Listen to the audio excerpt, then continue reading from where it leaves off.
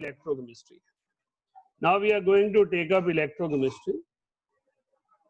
जब हम इलेक्ट्रोकेमिस्ट्री की बात करते हैं तो एक अच्छा स्टूडेंट इलेक्ट्रोकेमिस्ट्री में इलेक्ट्रोलिटिक रिएक्शन और इलेक्ट्रोकेमिकल रिएक्शन दोनों के बारे में डिस्कशन करता है. जब हम बात करते हैं इलेक्ट्रोकेमिस्ट्री की और जो टॉपिक्स मैंने लिए हैं वही बहुत ज्यादा इंपॉर्टेंट है या जनरली बच्चों को कंफ्यूज करके रखते हैं. इसमें से पहला जो टॉपिक मैंने लिया है वो प्रेफरेंशियल डिस्चार्ज थ्योरी है. प्रेफरेंशियल डिस्चार्ज थ्योरी आपको याद रखना है कि ये थ्योरी की रिक्वायरमेंट उस स्टेज पर है जब more than one cation, more than one anion present हो, जब एक दूसरे के साथ कॉम्पिटिटिव डिस्चार्जिंग हो रही हो. अगर मेरे पास एक सॉल्यूट है, उसी का कैटायन उसी का एनायन है, तो इस थ्योरी की जरूरत नहीं है. तो अगर हमें दिया है fused NaCl, then this theory is not required. This theory is required when NaCl aqueous is given. क्योंकि जब NaCl aqueous दिया है तो वाटर मॉलिक्यूल H पॉजिटिव और OH नेगेटिव Na और Cl के साथ कंपीट करेंगे. प्रेफरेंशियल डिस्चार्ज थ्योरी की रिक्वायरमेंट ही ये इसलिए पड़ी क्योंकि ज्यादातर इलेक्ट्रोलिसिस रिएक्शन एक्वस सॉल्यूशन में करवाए जाते हैं. एक्वस सॉल्यूशन में होंगे तो H पॉजिटिव, OH नेगेटिव और वाटर सारे के सारे कंपीट करेंगे. तो जरूरी होगा ये जानना कि किसकी रिडक्शन और किसकी ऑक्सीडेशन होनी है. राइट. तो हमने कहा सबसे पहले हम कैटायंस की बात करेंगे.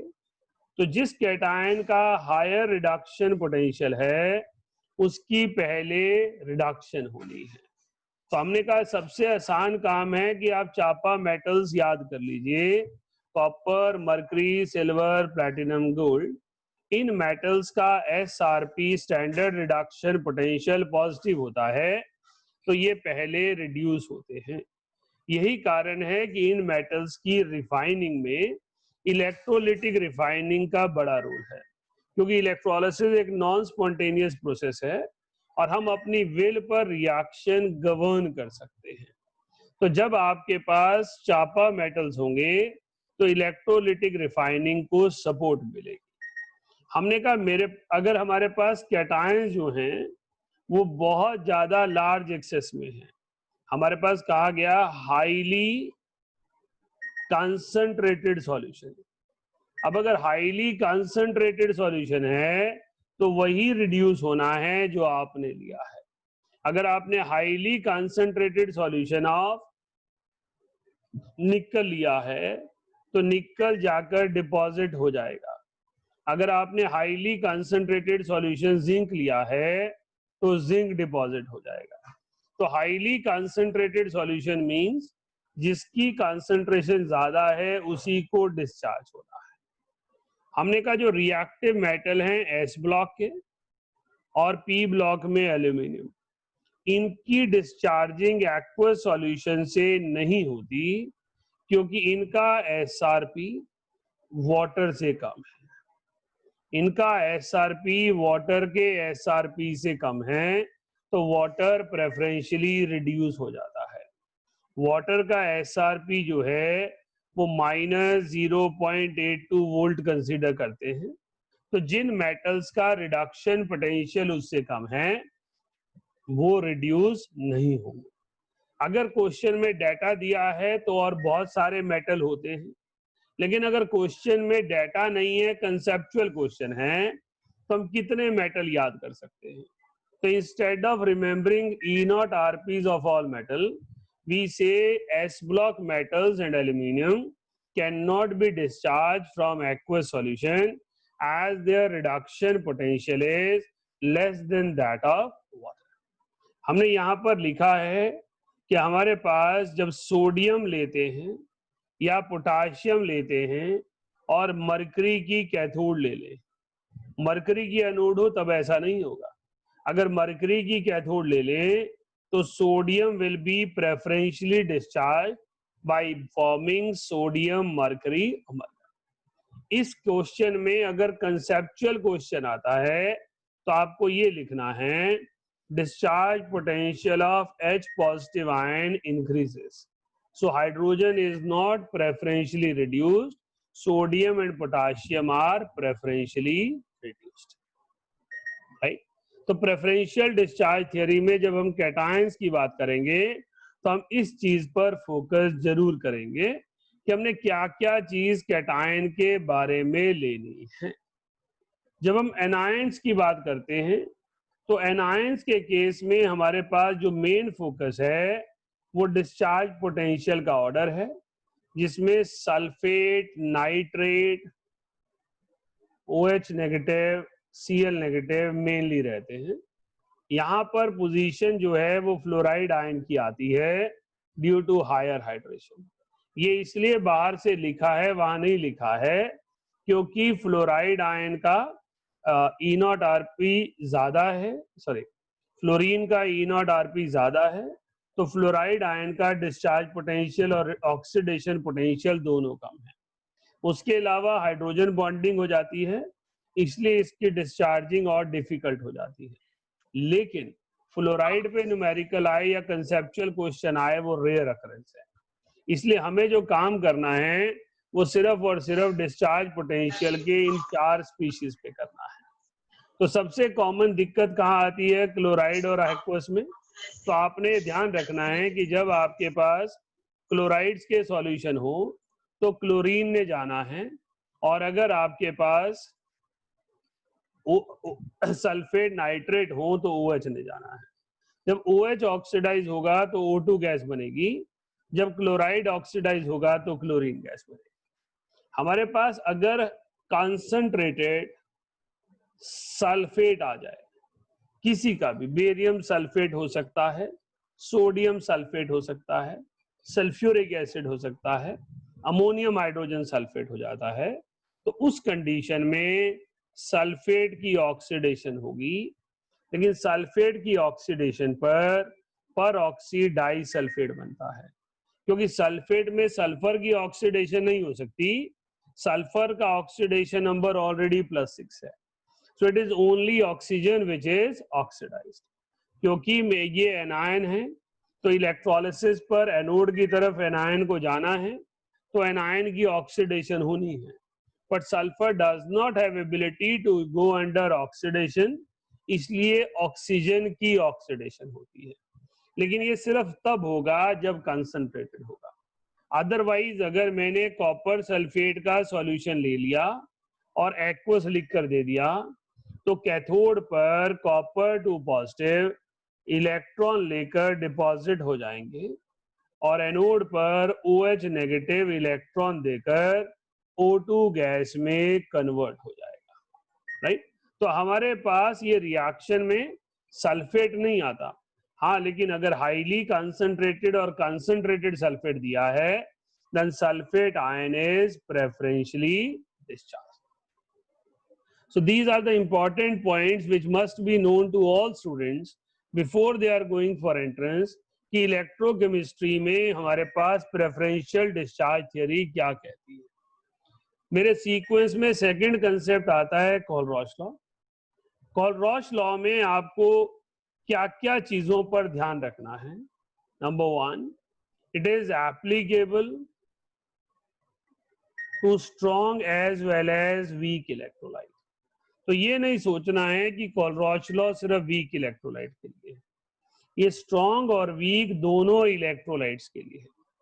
सेकंड, अगर आप molar conductance at infinite dilution of AX/BY निकाल रहे हो तो X into molar conductance of AY positive and Y into molar conductance at infinite dilution of BX negative.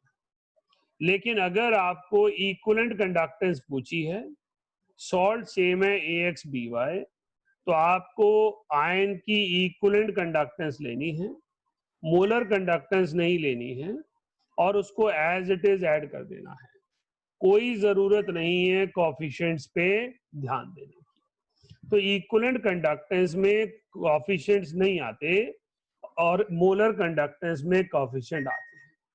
इसके बाद इसकी नेक्स्ट एप्लीकेशन की फॉर्म में आप स्टडी करते हैं कि हमारे पास ये डिग्री ऑफ डिसोसिएशन निकालने में मदद करता है, lambda MC upon lambda M0, इसको मैं बिना कोलरॉश लॉ वीक इलेक्ट्रोलाइट के लिए नहीं निकाल सकता और इसे मैं K × 1000 अपॉन मोलारिटी से निकाल सकता हूँ।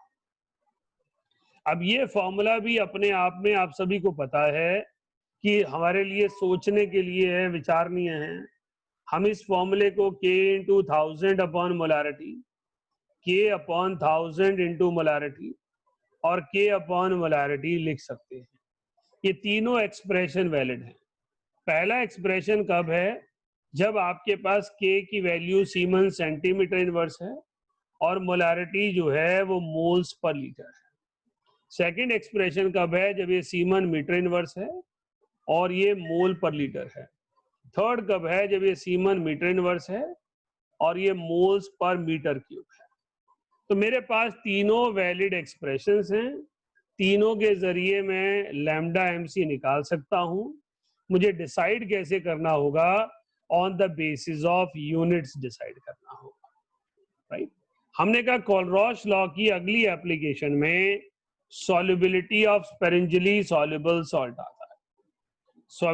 सॉल्युबिलिटी ऑफ स्पेरेंजियली सॉल्युबल सॉल्ट जब हम कैलकुलेट करते हैं तो हमारे पास फॉर्मूला हो जाता है K × 1000 अपॉन लैम्डा m0 और लैम्डा m0 कोलरॉश लॉ से कैलकुलेट होता है। तो जब हम कोलरॉश लॉ की बात करें तो हम इन सारी चीजों पे ध्यान रखें। डेफिनेशन तो बच्चों को याद रह जाती हैं कि प्लस माइनस करनी है, एक इक्वेशन को ऐड करना है, एक को सब्ट्रैक्ट करना है। मेरे जो रिवाइज करवाने का फोकस था वो उन चीजों पर था जहां पर आप लोग मिस्टेक करते हैं और खुद को कन्विंस करते हैं। केयरलेस मिस्टेक हो गई, प्रेशर ले लिया, जबरदस्ती हो गया, ऐसे बहुत सारे काम चलते रहते हैं, है ना। वो ह्यूमन नेचर होती है, आपकी बात नहीं, सभी की बात होती है, राइट। तो कोलरॉश लॉ में ये सारी चीजों का हमें ध्यान में रखना है। इसके बाद मेरे पास जो मैंने टॉपिक लिया है वो नर्स्ट इक्वेशन है। जब हम इलेक्ट्रोकेमिस्ट्री कर रहे हैं तो नर्स्ट इक्वेशन इंपॉर्टेंट हो जाती है।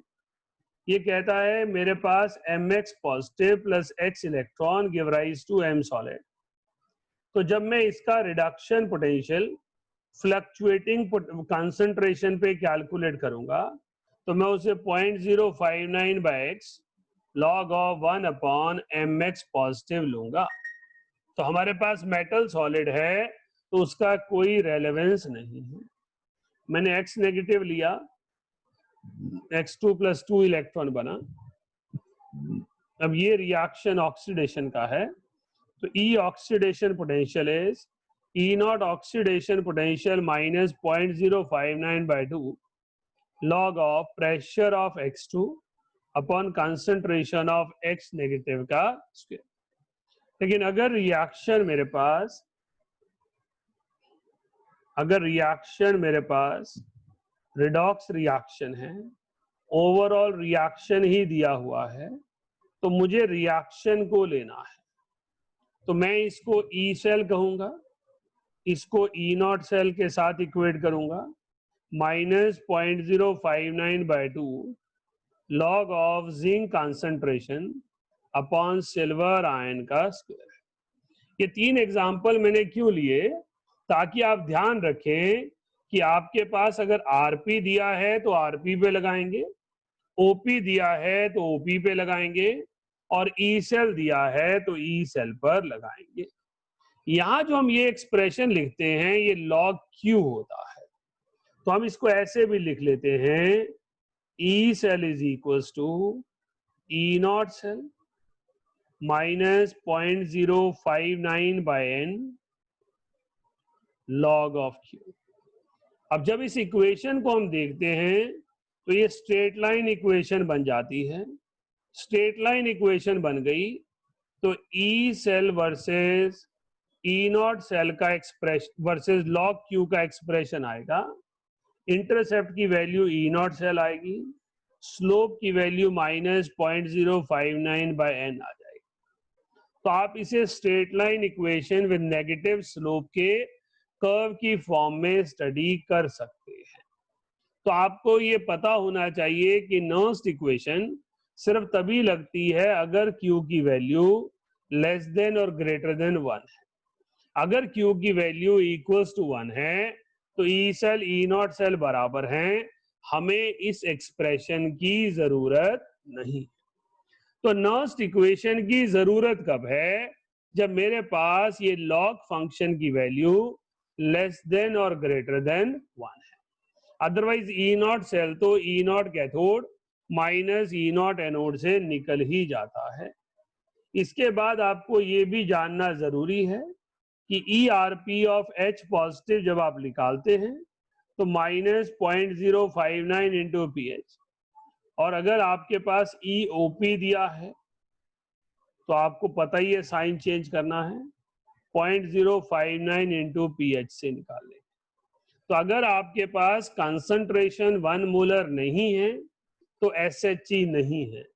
जब कंसंट्रेशन 1 मोलर होती है तो SHE होती है, और अगर कंसंट्रेशन 1 मोलर नहीं है तो वो स्टैंडर्ड हाइड्रोजन इलेक्ट्रोड नहीं है, वो सिंपल हाइड्रोजन इलेक्ट्रोड है। नर्स्ट इक्वेशन में E cell E not cell की जब बात होती है तो जानना जरूरी होता है कि ई सेल कब जीरो होता है। ई सेल कब जीरो होता है? At equilibrium. और ई नॉट सेल कब जीरो होता है? For concentration cell. तो आपके पास ई सेल और ई नॉट सेल में एक इस तरह का हम एक्सप्रेशन डेवलप कर सकते हैं। तो जब नर्स्ट इक्वेशन की तैयारी कर रहे हैं तो एक स्टूडेंट को सबसे पहले ध्यान रखना है कि नर्स्ट इक्वेशन की जरूरत ही तब है जब आयनिक कंसंट्रेशन 1 मोलर नहीं है, या आप ये समझ लीजिए लॉग क्यू में क्यू की वैल्यू 1 नहीं है। 1 से कम भी हो सकती है, 1 से ग्रेटर भी हो सकती है। हमने कहा E not cell -0.059 into log Q लिखा है, तो ये स्ट्रेट लाइन इक्वेशन बन जाती है। तो हम ग्राफिकली भी क्वेश्चन को अटेम्प्ट कर सकते हैं। रिडक्शन पोटेंशियल और ऑक्सीडेशन पोटेंशियल ऑफ हाइड्रोजन तभी हटके होगा, लेस देन ग्रेटर देन 0 होगा, जब पीएच की सर्टेन वैल्यू होगी। अगर H पॉजिटिव 1 मोलर है तो सॉल्यूशन स्टैंडर्ड हाइड्रोजन इलेक्ट्रोड है। हमने कहा ई सेल की वैल्यू 0 और ई नॉट सेल की वैल्यू 0 हो सकती है। ई सेल की वैल्यू 0 तब होगी जब इक्विलिब्रियम होगा, और ई नॉट सेल की वैल्यू 0 तब होगी जब कंसंट्रेशन सेल हो। इसके बाद मैंने लास्ट जो एप्लीकेशन यहाँ पर ली थी वो इलेक्ट्रोकेमिकल सीरीज है। इलेक्ट्रोकेमिकल सीरीज में हमारा फोकस कहाँ कहाँ होना चाहिए? इलेक्ट्रोकेमिकल सीरीज एक्चुअली पूरी केमिस्ट्री है। वो कहती है एक रिएक्शन कहाँ होगा और कहाँ नहीं होगा।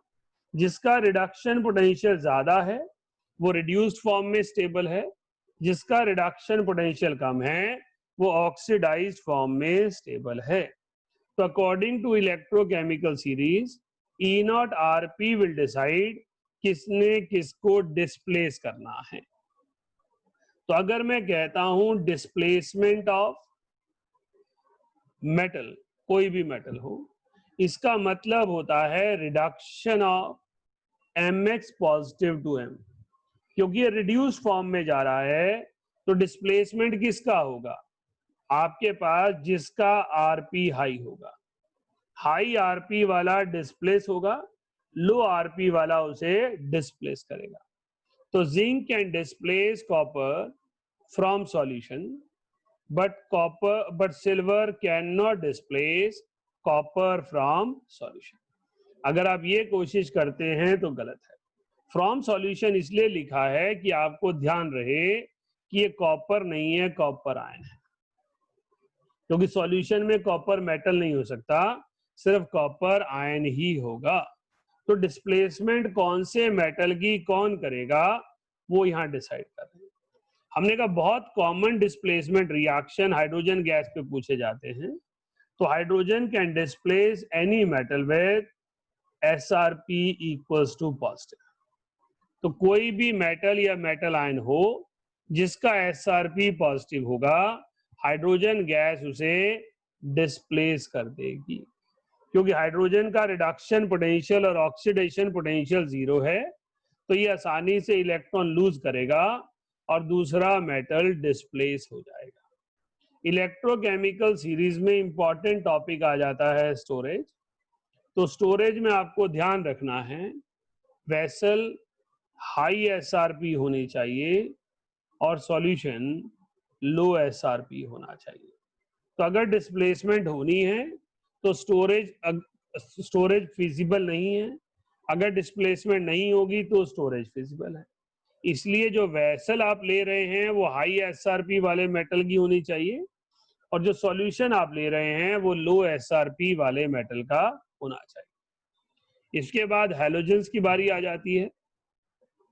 हैलोजेंस में fluorine is more than chlorine is more than bromine is more than iodine है। तो fluorine can displace any of these halogens from their salt solution. Chlorine can displace bromine and iodine. Bromine can displace iodine. जिस particular topic में बच्चों को question confuse करता है वो है BrO3 नेगेटिव। अब BrO3 नेगेटिव में ब्रोमीन जो है वो +5 स्टेट में है। अगर मैं कह रहा हूं यहां से इसने Br2 बनना है तो इसका मतलब है इसकी रिडक्शन हो रही है। जब इसकी रिडक्शन हो रही है, +5 इलेक्ट्रॉन ले रहा है, तो कौन डिस्प्लेस करेगा? आयोडीन डिस्प्लेस करेगा, राइट। जनरली ऊपर वाला हैलोजन नीचे वाले हैलोजन को डिस्प्लेस करता है, लेकिन अगर ऑक्सी एनायन है तो ऑक्सी एनायन में हैलोजन पॉजिटिव है तो नीचे वाला ऊपर वाले को डिस्प्लेस करेगा। तो जब इलेक्ट्रोकेमिकल सीरीज रिवाइज कर रहे हैं तो पहले मेटल डिस्प्लेसमेंट पे काम करना है, फिर हाइड्रोजन की डिस्प्लेसमेंट कैपेसिटी पे काम करना है, फिर स्टोरेज के बारे में सोचना है और फाइनली हैलोजन की डिस्प्लेसमेंट रिएक्शन के बारे में सोचना है। तो इलेक्ट्रोकेमिस्ट्री में जो टॉपिक मुझे आपको रिवाइज करवाने थे वो पहला था प्रेफरेंशियल डिस्चार्ज थ्योरी। इसकी नीड क्या है? जब कभी भी एक से ज्यादा कैटायन और एनायन है तो कौन डिस्चार्ज होगा? हमने कहा NaCl जैसे रिएक्टिव मेटल एक्वस सॉल्यूशन से कभी रिड्यूस नहीं होते, लेकिन आपके पास चापा मेटल हो जाते हैं। हमने कहा हमारे पास एक्वस सॉल्यूशन से वो मेटल भी रिड्यूस नहीं होते जिनका रिडक्शन पोटेंशियल -0.82 से ज्यादा है, लेकिन वो सारे मेटल हो जाते हैं जिनका -0.82 से जिनका -0.82 से कम है वो नहीं होते, और वो हो जाते हैं जिनका -0.82 से ज्यादा है। यही कारण है कि क्रोमियम डिस्प्लेस हो जाता है। क्रोमियम की रिडक्शन आप करवा सकते हो, निकल की रिडक्शन आप करवा सकते हो, जबकि उनके रिडक्शन पोटेंशियल नेगेटिव है। बस कंडीशन ये है कि सॉल्यूशन में H पॉजिटिव नहीं होना चाहिए, क्योंकि H पॉजिटिव का रिडक्शन पोटेंशियल 0 है और वाटर का रिडक्शन पोटेंशियल -0.82 है। अगर सॉल्यूशन में एसिडिक कंडीशन जनरेट हो जाएगी तो कोई भी मेटल नेगेटिव रिडक्शन पोटेंशियल वाला डिस्प्लेस नहीं हो सकता। हमने कहा S block metal reactive metals हैं, लेकिन मरकरी के साथ अमलगम बनाते हैं जिसके कारण हाइड्रोजन का डिस्चार्ज पोटेंशियल ज्यादा हो जाता है। हमने यहाँ पर यह भी लिखा कि अगर एनायंस की बात करेंगे तो बबल पोटेंशियल आने की वजह से डिस्चार्ज पोटेंशियल डिसाइड करता है कि आपके पास किसकी पहले डिस्चार्जिंग होनी है। एनायन में हमने कभी भी ऑक्सीडेशन पोटेंशियल नहीं लेना है, डिस्चार्ज पोटेंशियल लेना है। हमने कहा सल्फेट आयन का डिस्चार्ज पोटेंशियल सबसे ज्यादा है और ये आसानी से ऑक्सीडाइज नहीं होता, लेकिन अगर कंसंट्रेटेड कोई भी सल्फेट दिया हो तो उसकी ऑक्सीडेशन होगी और पर सल्फेट बनेगा। फिर कोलरॉच लॉ पर आए और हमने समझा कि वीक और स्ट्रॉन्ग दोनों इलेक्ट्रोलाइट पर लगता है। इसका बेसिक एम है molar conductance at infinite dilution को कैलकुलेट करना। हम मोलर कंडक्टेंस और इक्विवेलेंट कंडक्टेंस दोनों निकाल सकते हैं। हमने कहा दूसरी एप्लीकेशन है डिग्री ऑफ डिसोसिएशन निकालना। उसमें हमें molar conductance at given concentration calculate करनी पड़ती है और molar conductance at infinite dilution Kohlrausch law दे देता है। फिर हमने समझा कि जो आपके molar conductance at given concentration है उसके 3 डिफरेंट फॉर्मूलाज हैं on the basis of units. तो यूनिट्स डिसाइड करती हैं कि फॉर्मूला कौन सा लेना है। फिर लास्ट एप्लीकेशन की फॉर्म में हमने सॉल्युबिलिटी ऑफ स्पेरेंजियली सॉल्युबल सॉल्व किया। फिर हमने नर्स्ट इक्वेशन की और हमने पढ़ा कि रिडक्शन ऑक्सीडेशन सेल सबके लिए लगाई जा सकती है जब कभी भी Q वैल्यू लेस देन और ग्रेटर देन 1 है। हमने कहा क्योंकि EMF का जो एक्सप्रेशन आ रहा है वो straight line equation with negative slope आ रहा है, तो हम ग्राफिकली भी इसको कैलकुलेट कर सकते हैं। हमने कहा हाइड्रोजन इलेक्ट्रोड, हर इलेक्ट्रोड स्टैंडर्ड हाइड्रोजन नहीं होती। अगर pH 0 के अलावा कुछ भी है तो ERP की वैल्यू आपको कैलकुलेट करनी होगी। फिर हमने कहा E सेल और E0 सेल की वैल्यू कौन कौन सी कंडीशन पर 0 होती है उसे एक बार देख लिया। And finally electrochemical series. Clear है? सभी को क्लियर है? किसी को कुछ पूछ